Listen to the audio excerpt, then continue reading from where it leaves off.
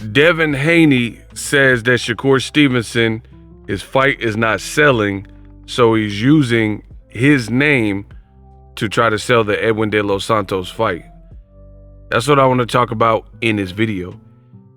And there's a special appearance from Gervonta Davis. What up, Fight World? It's your boy Ego, and I'm back with some more boxing. So tomorrow, Shakur Stevenson fights Edwin De Los Santos, and we're closing the year. This is one of the fights. We also have next month Devin Haney moving up to 140 pounds, and he's fighting Regis Program. So with that fight tomorrow, there have been some questions about Devin Haney that Shakur Stevenson is being asked. And as a result, he's answering the questions. But Devin Haney feels that Shakur Stevenson is basically using his name because his fight is not selling, aka clout chasing. So Devin Haney takes to his Twitter and he says, "Using me to promote a non-selling fight. Keep comping those tickets, Bob," meaning Bob Arum. Gervonta Davis hopped in the mix and said, "You and your dad been doing that your whole career. Shut your little bit up." Wow. So you almost have like a three-way situation going on. Shakur is in fight week for his fight tomorrow. He weighs in today, and Devin Haney's commenting on that. And then you see Gervonta Davis, who feels he's the top of the totem pole, and he's commenting on Devin Haney, commenting on Shakur. Craziness. Absolute craziness. Now, I mean, my thoughts, I don't really have any thoughts. These young brothers, they're all talented in their own right. They have their own style. So in the future, hopefully they fight and we'll get to see who's the king. Because I remember they called him the Four Horsemen or the new generation Fabulous Four, yada, yada, yada. So it would be nice to see who reigns supreme in this new generation in or around 35, 40 pound division of weight classes. Gervonta Davis, I've already told you, no matter what anyone says, he is truly the cream of the crop in terms of like the A-sideness. I think he's the A-side over everybody in terms of like popularity, the milestones. I mean, the case in point is Gervonta Davis with Ryan Garcia in that particular fight, but he was the headliner.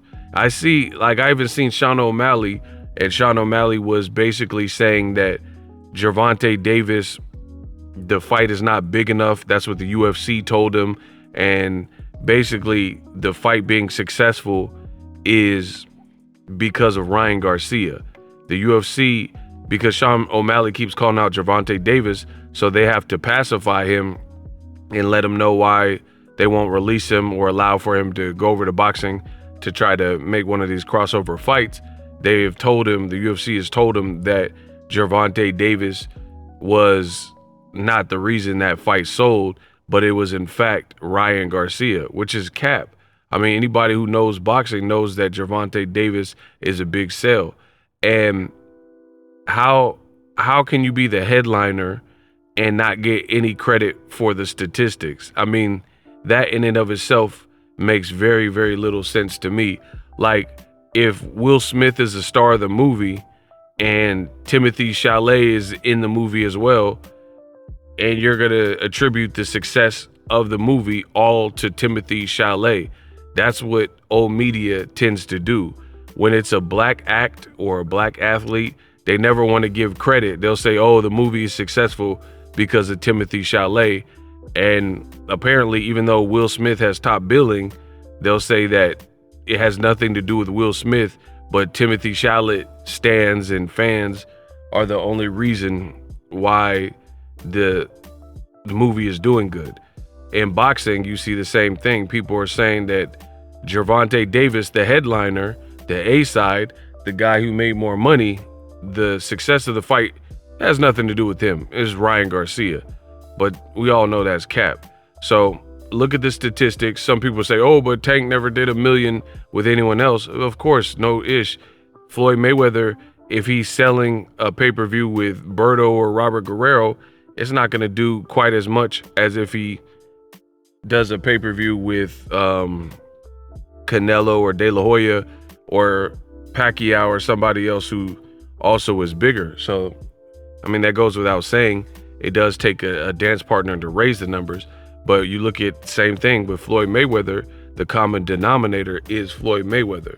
Now back to Shakur, Devin, and Tank. Like I said, hopefully in the future they fight each other and we'll see how that plays out. Devin Haney is saying Shakur Stevenson is using his name basically for clout.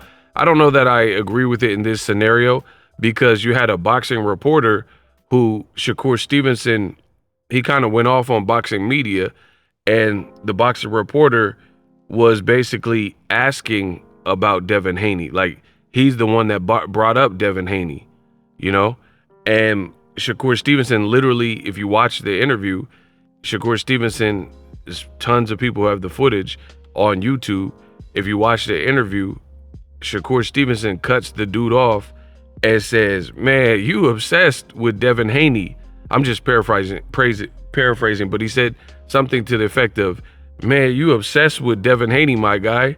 He's like, every single time, you know, you've been bringing up Devin Haney since yesterday. Every question you got is about Devin Haney. You really is a Devin Haney fan. And then he starts saying the media was biased and a lot of the people in the boxing media is fake and they start their own little agendas and propaganda machines and have favorites in the game. And he says, I understand why Tank Davis don't really mess with people and he be incognito. He said, I'm starting to understand it now. So with that being said, if a boxing reporter is being put on Front Street, if you will, for asking repeated Devin Haney questions, then it's kind of hard, at least for me, to say that Shakur in that instance is clout chasing to try to sell his fight. I mean, he didn't choose to ask. And, you know, credit to Shakur Stevenson for, you know, having some nuts, but it looks like his PR was off to the side when the Devin Haney question came, and the PR was like, hey, the question should be about Edwin De Los Santos. If it's not a Edwin De Los Santos question, then, you know, we could just close this up. And then Shakur Stevenson's like, nah, I'll answer whatever. I don't give a F. You know, he's like, I don't care. So I could at least, I respect that from Shakur, that he was willing to have, quote unquote, an uncomfortable conversation, or conversation that really had nothing to do with his fight tomorrow in Edwin De Los Santos, instead of, like, he could have took the easy out from the PR person trying to change the subject.